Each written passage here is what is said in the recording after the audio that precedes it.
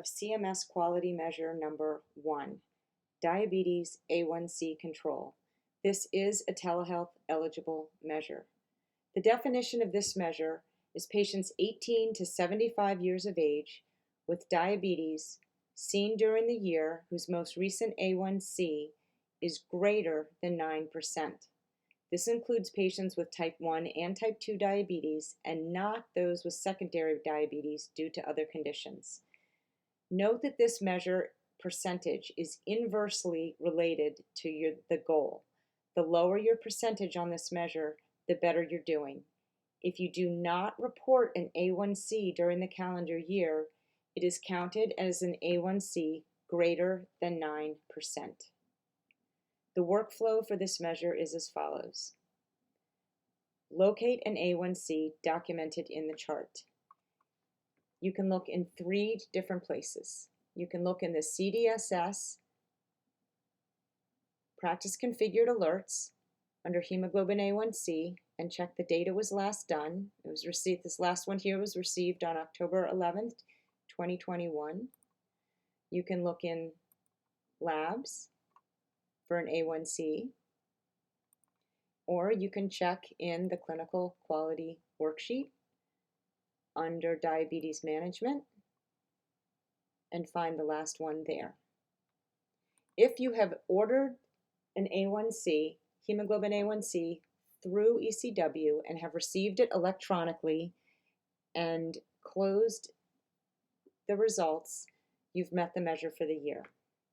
If you have received A1C results from a fax or consult note, you are going to have to create the A1C result as structured information within the system. To do this, you can use the shortcut through the CDSS Practice Configured Alerts. By clicking on here and going to Diabetes Care Lab Hemoglobin, you can click on History,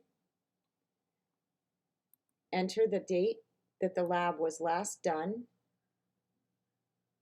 the result that you have, click on Record Lab Values and OK. This will open up what you recognize as a lab results sheet. You're going to now change the collection date to match the order date. Please make sure that this tiny little box is checked. See how it turns the date from gray to black? This needs to be checked in order for the computer to acknowledge that this information is in here. You're going to change the received date and receive this. Then you are going to manually input the patient's lab results in the yellow row in the lab results here. If you put the lab results into here, this is a free text and it will not count towards having a lab result in the system. Review it, timestamp it, save your work.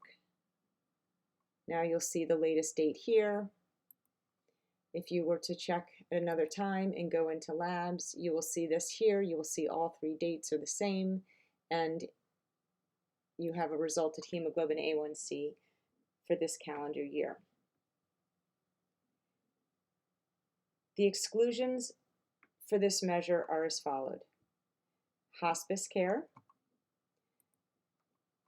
You can record this over in the clinical quality flow sheet under Other.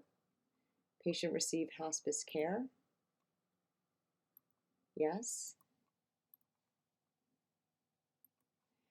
Or the frailty exclusions. As a means of review, the frailty exclusions criteria are as follows. 1. Patients are 66 and older with an institutional special needs plan. 2.